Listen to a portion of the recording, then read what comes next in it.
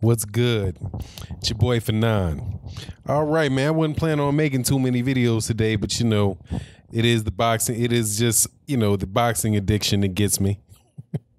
And man, I couldn't miss this one, man. I was on the road. My man, the Cornerman Radio, sent me a text earlier today. Shout out to the Cornerman Radio.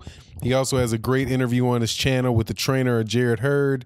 I'm going to be doing a video following up on the interview that he did, talking to the trainer of Jared Hurd about what was going on with Jared Hurd, his injury, and what's going on with the matchup with Jermell Charlo. All real good, interesting stuff, man. If you haven't checked out the interview, go check out my man, the Cornerman Radio. Real good interviews on that channel. But he sent me this article, man, and I was tripping because it's exactly what I needed. I need to see some good old gritty.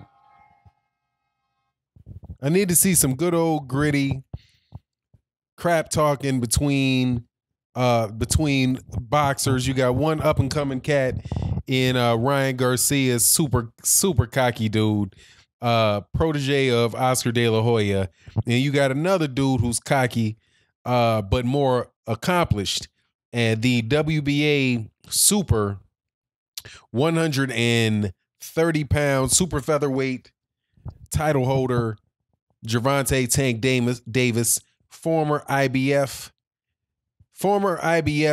super featherweight title holder, current WBA super featherweight title holder.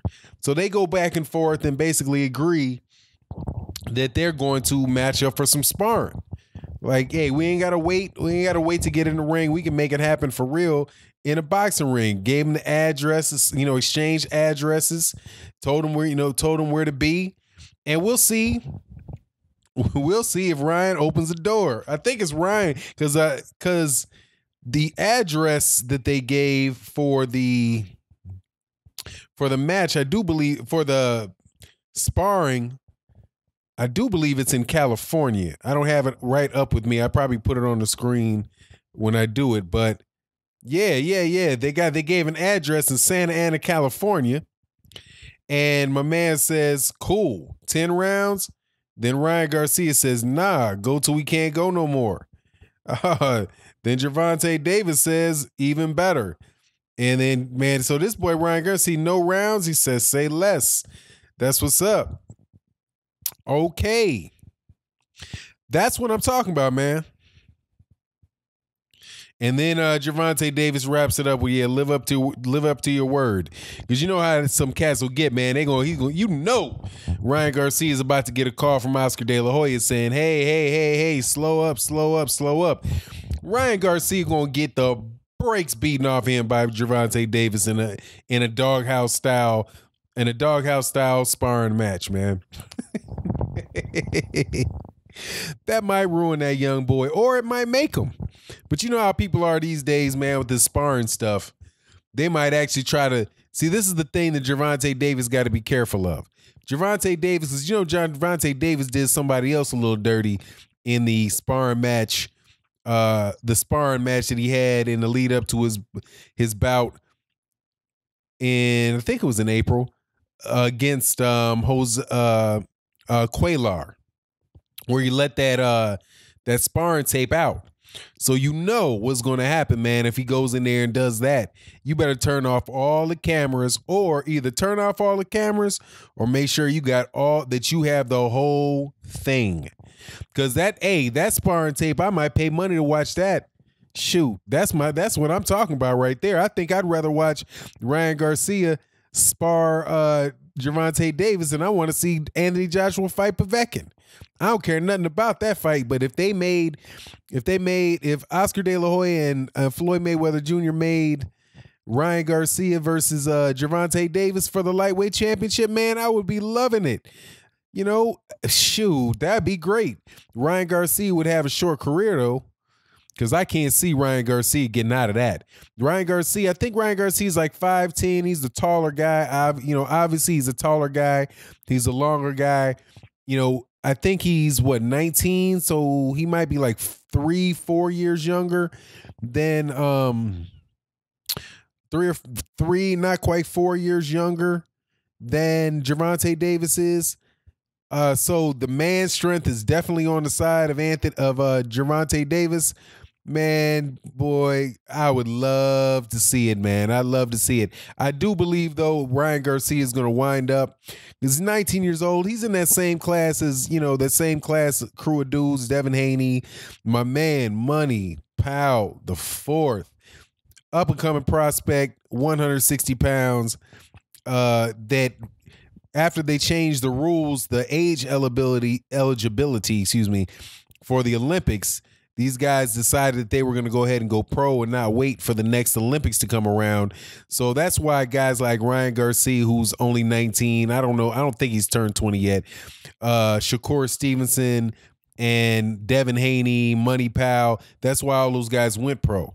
Gervonta Davis, I don't think that's the reason he did it, but he's he's still in that crew. But I would still put him in that crew generally. But since he's already a world champion, he's beyond. He's already proven what he's worth. He's got the championship experience, and dude is just a hellacious little 135 pounder, man. Now, so that's what I'm talking about.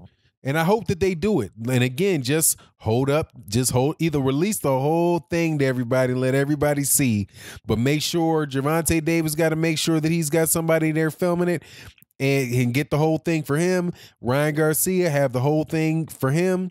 And if they release some of the footage, man, that could lead up to a big fight, man, because that could be down the road. That could be a big fight. Ryan Garcia didn't look that good in his last bout.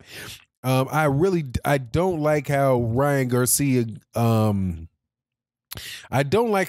Garcia fights with his head straight up in the air and how he goes straight back from punches.